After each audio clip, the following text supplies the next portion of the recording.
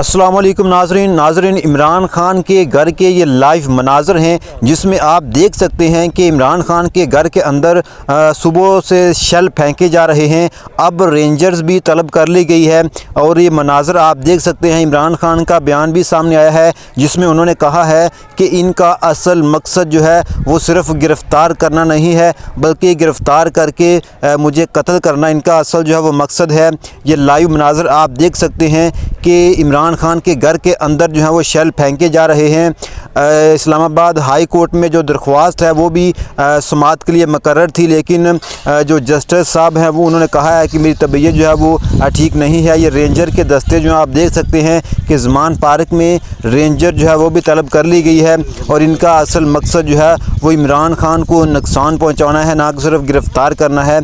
अब रेंजर भी तलब कर ली गई है और ये लाइव मनाज़र जो है वो आप देख सकते हैं।